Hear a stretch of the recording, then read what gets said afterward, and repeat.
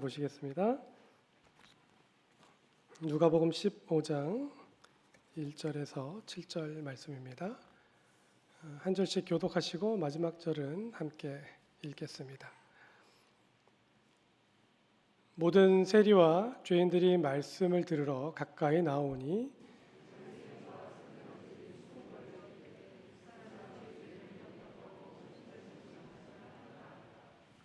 예수께서 그들에게 이 비유로 이르시되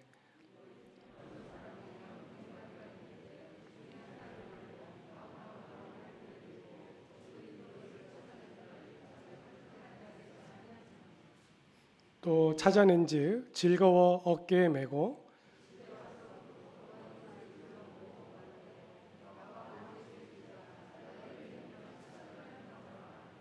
함께 읽겠습니다.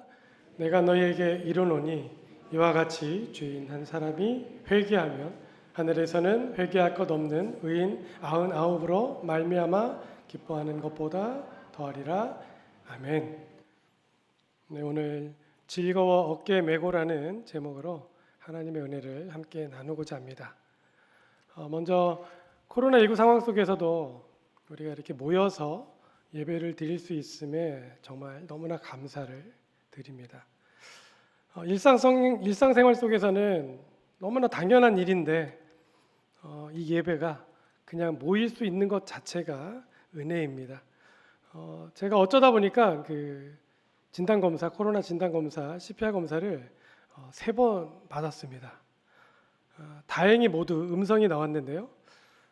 검사를 받아보신 분들은 아시겠지만 이 진단검사를 받으라는 문자가 오든지 연락이 오면 왠지 갑자기 열이 나는 것 같고 또 기분도 되게 이상해지고 왠지 병원에 가야 될 것 같고 이제 그런 생각이 듭니다. 또 이제 검사를 하고 나서 결과가 나오기까지는 많은 생각이 듭니다. 혹시 양성이 나오면 어떡하지? 당장 내일 또 그 전에 만났던 사람들에게 뭐라고 얘기를 해야지? 이런 생각이 드는데 그러다가 검사 결과가 음성이 나오면 갑자기 몸이 건강해진 것 같고 또 멀쩡한 거에 대해서 굉장히 감사를 하게 됩니다. 진단검사를 할 때마다 하나님 은혜가 아니면 단 하루도 안전하게 살 수 없음을 또 고백하게 됩니다. 나 혼자만 조심해서 되는 것이 아니라 정말 움직이고 머무는 곳 어딘가에서 나도 모르게 감염이 되기 때문에 정말 하나님이 보호하여 주시지 않으면 언제 어떻게 감염이 될지 모르기 때문에 날마다 기도하면서 생활해야 되고 또 별 탈 없이 일상생활을 할 수 있는 것 자체에 우리가 감사를 해야 되겠습니다. 늘 보호해 주시고 또 지켜주시는 하나님께 감사하며 생활하는 성도 여러분들 되시기를 바랍니다. 우리 앞에 있는 우리 성도 여러분, 우리 장로님, 권사님, 집사님들과 우리 이렇게 인사하면 좋겠습니다. 하나님께서 성도님을 보호하고 계십니다. 이렇게 인사했으면 좋겠습니다.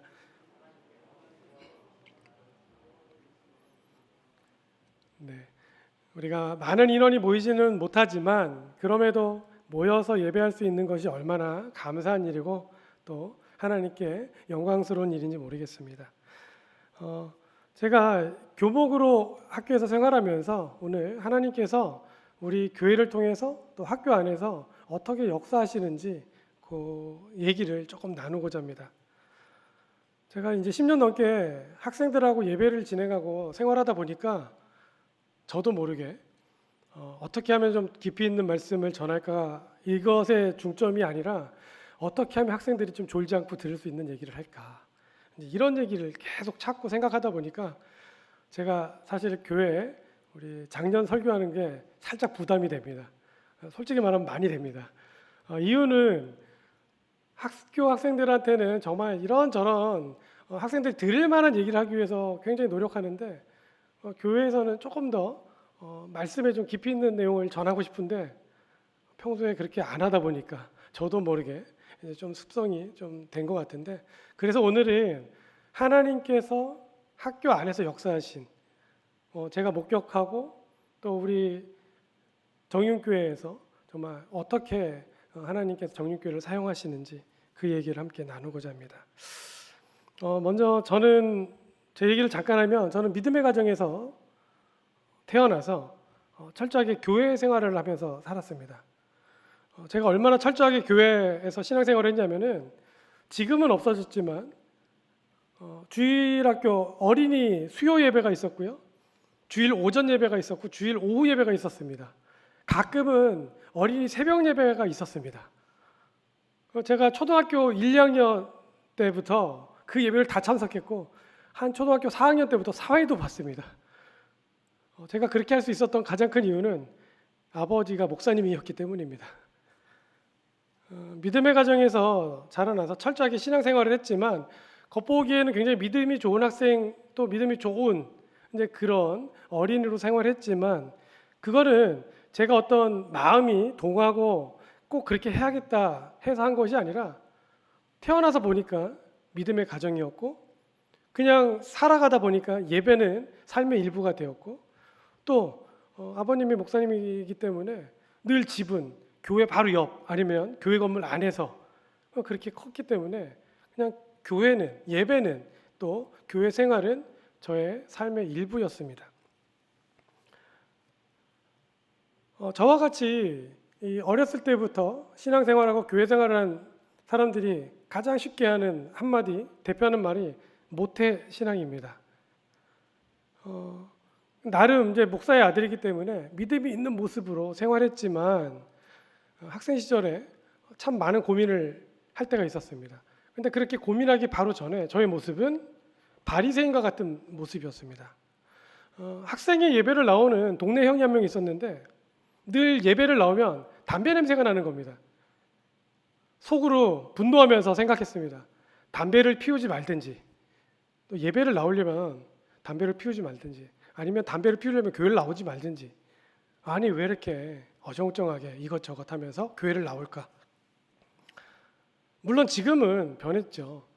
담배를 피더라도 교회에 나오면 그럼 하나님께서 또 변화시켜 주실 수 있는 가능성도 있고 무조건 나오십시오 이렇게 얘기하겠지만 그때는 그렇지 않았습니다.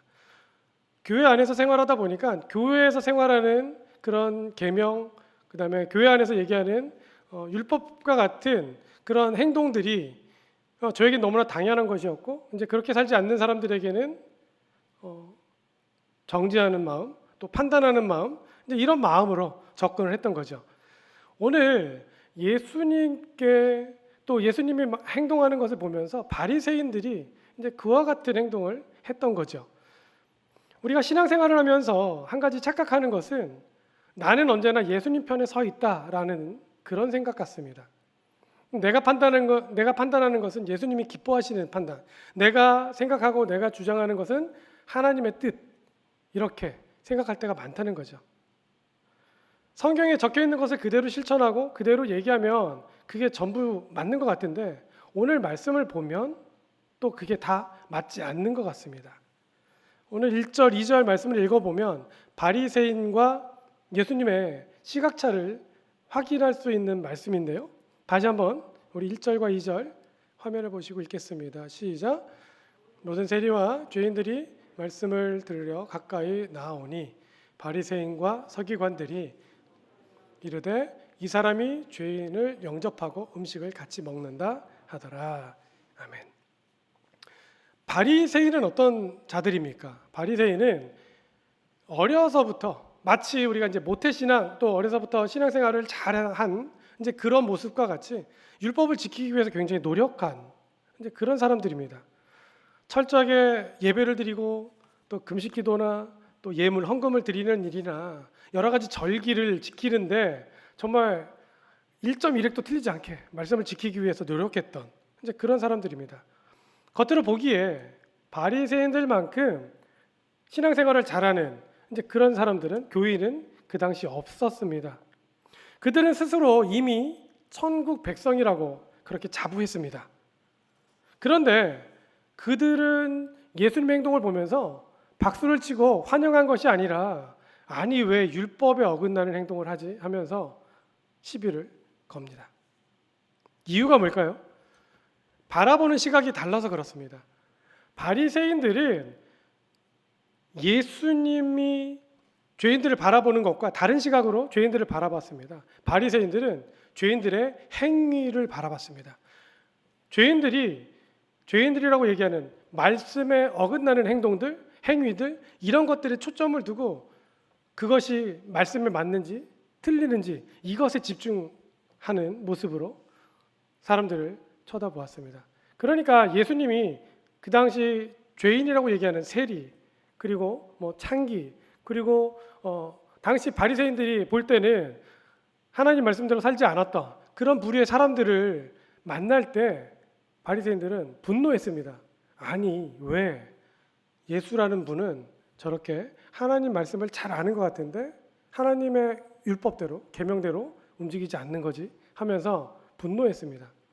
그럼 예수님의 시각은 뭐였을까요? 예수님은 그 사람들의 행위를 보는 것이 아니라 그 사람들의 마음을 본 거죠.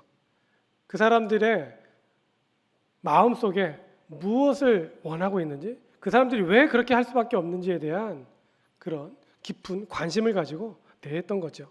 그래서 죄인들이지만 그들에게 다가가서 음식을 주고 같이 대화하고 그들이 하나님 나라에 대해서 또 그들이 말씀에 대해서 어떻게 행동해야 될지 가르쳤던 거죠. 오늘 우리는 어쩌면 이제 교회 생활을 오래 하다 보니까 바리새인과 같은 기준이 이미 마음속에 생겼을 수도 있습니다. 그래서 어떤 것들을 볼 때마다 말씀으로 그것을 바라보면서 기준으로 삼고 잴 때가 있습니다.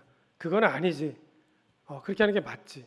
그런데 때로는 그게 아님에도 불구하고 그들을 포용하고 그들을 안아주고 혹은 그들을 용서하고 그들을 위해서 기도해야 되는데 기준에 잘못된, 기준에 어긋난 말씀에서 위배되는 행동을 하는 그 사람을 보고 분노하고 정죄하는 마음이 앞서서 그들을 끌어안기보다는 저렇게 하면 안 되지 하고 그들을 책망하거나 마음속으로 그들은 우리와 다른 존재 이런 마음으로 그런 식으로 그들과 우리를 나누는 이제 그런 행동을 할 수도 있다는 거죠.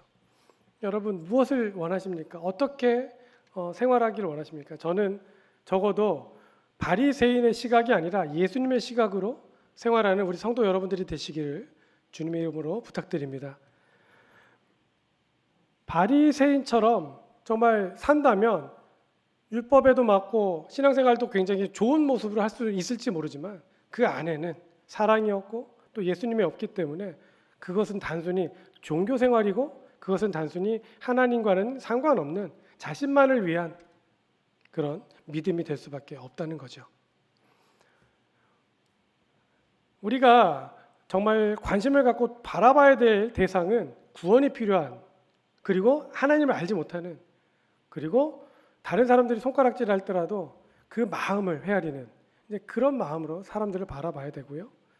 예수님은 병자를 만나든지 도움이 필요한 사람을 만나서 반드시 물어보는 한 가지 질문이 있었습니다. 바로 내가 무엇을 원하느냐 그것을 꼭 물어보셨습니다. 죄인을 만났을 때는 죄사함에 대해서 혹은 아픈 병자를 만나면 그 병고침에 대해서 너무나 잘 아실 때인데도 불구하고 네가 낫기를 원하느냐?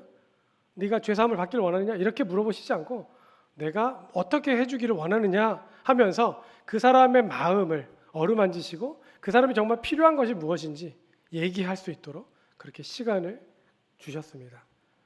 그럴 때마다 사람들은 예수님 앞에서 정말 자신의 필요한 부분 또 자신이 내어놓을 수밖에 없는 다른 사람들에게 말 못했던 그런 아픔을 얘기했고 예수님은 그 사람들을 풀어안고 끌어안고 결국 그들이 삶이 변화되는 시작이 바로 예수님을 만나면서부터 시작되었고 그것은 예수님께서 사람들을 볼 때 그 사람들의 마음을 관심을 갖고 보셨기 때문이었습니다.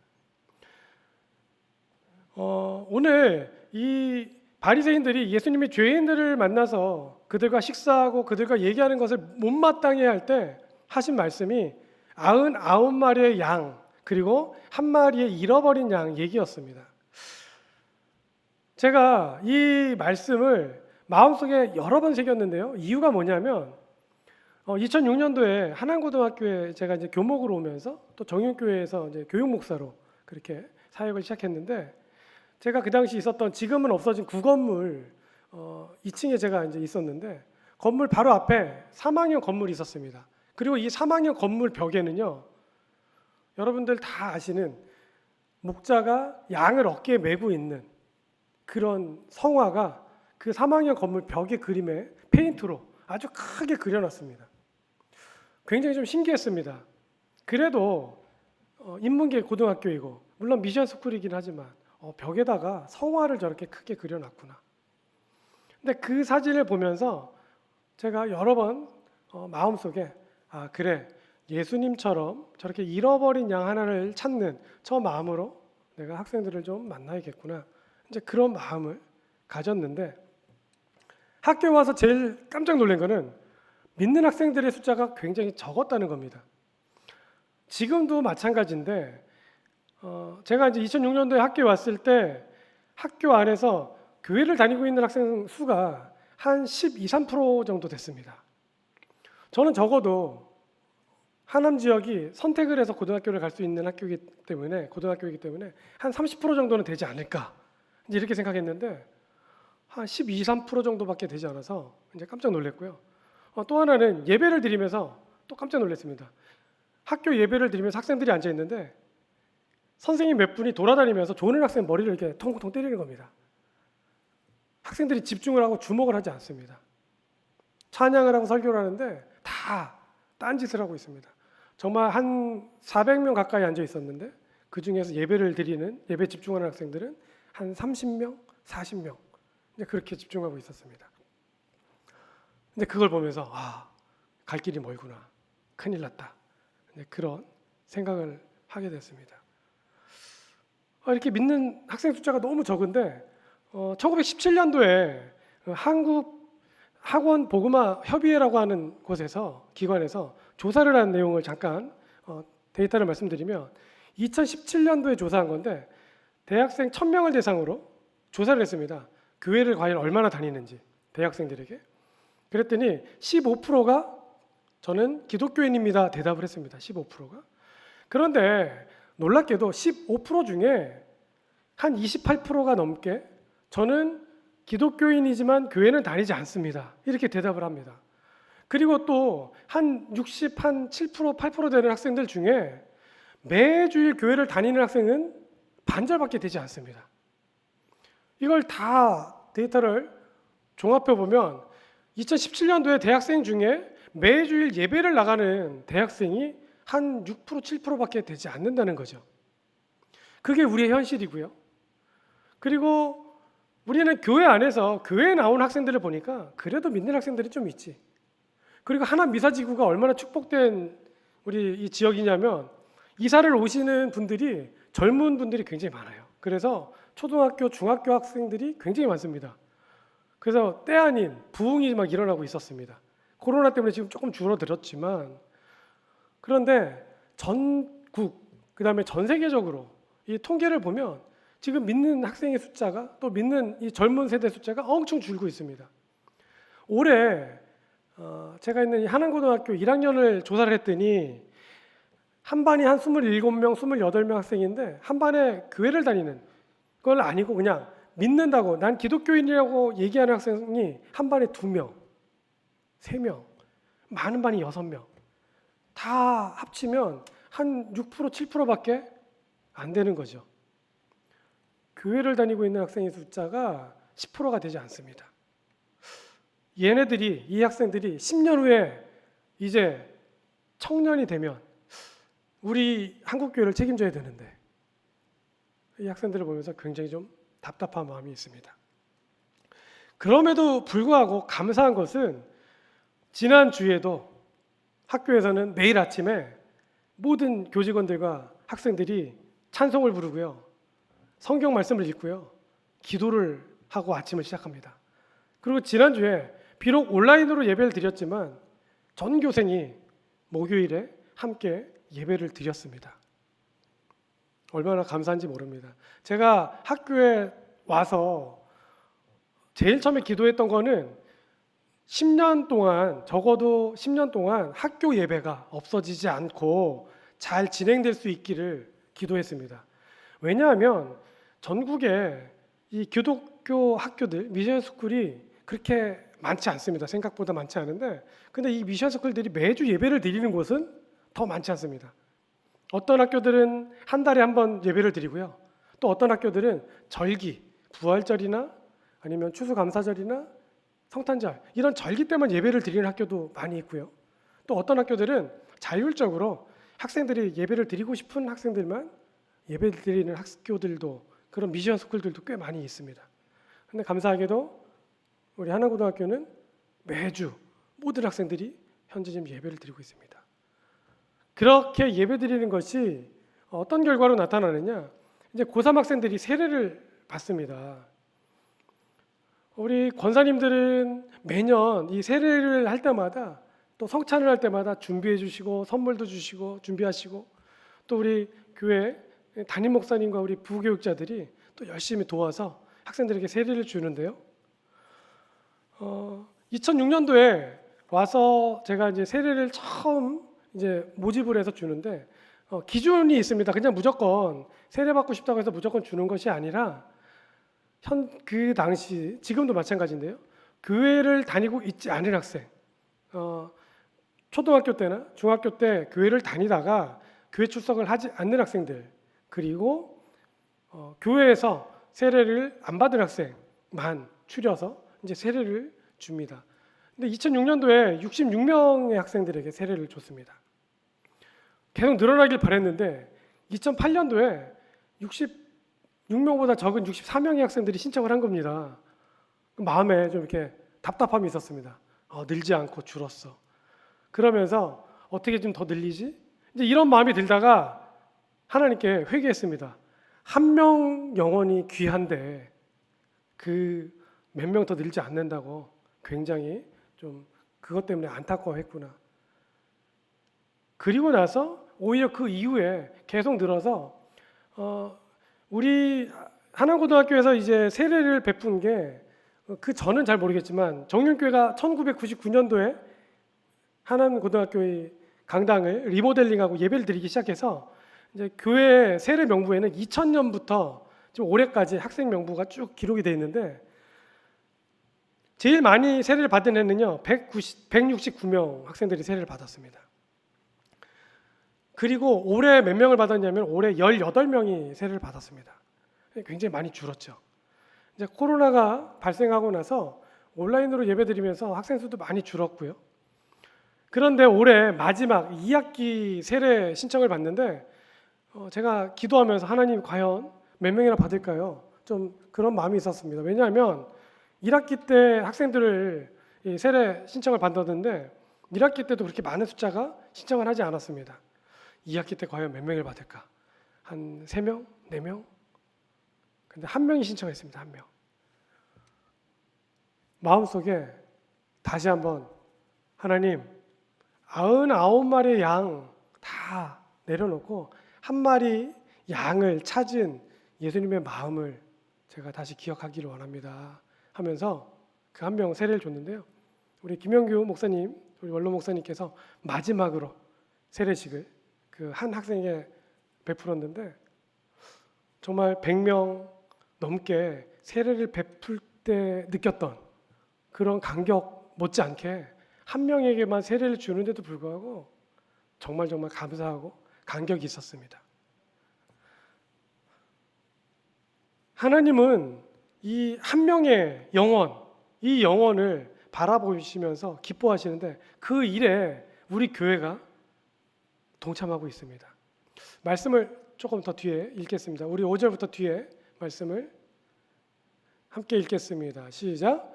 또 찾아낸즉 즐거워 어깨에 메고 집에 와서 그 부가 이웃을 불러 모으고 말하되 나와 함께 즐기자. 나의 잃은 양을 찾아내었노라 하리라.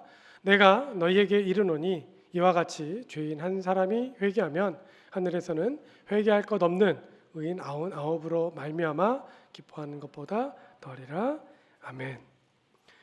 오늘 이 한 잃은 양을 찾았을 때 어깨 맨다라고 그렇게 말씀하셨는데 예수님의 말씀이죠. 양을 어깨 맨다는 것은 여러 가지 의미가 있는 것 같습니다. 첫 번째는 길을 잃은 양이 정말 너무 탈진해서 움직이지 못하니까 이제 그 양을 어깨다 맬 수 있겠죠. 또 하나는 이 길 잃었던 양이 길을 잃었던 이유가 분명히 있겠죠. 자기 가고 싶은 대로 가고 또 요 고집이 쎄서 같이 안 움직이고 목자 말 안 듣고 아직도 힘이 남아서 계속 딴 데로 갈 수 있으니까 제압하고 힘을 제압하고 어깨에 맬 수도 있다고 생각이 됩니다. 이제 중요한 것은 이 양을 어깨에 메고 집에 오는 목자의 마음이죠. 그 잃은 양을 찾기 위해서 힘들게 돌아다녔음에도 불구하고 그 양을 찾았을 때 목자가 어떤 마음으로 돌아옵니까?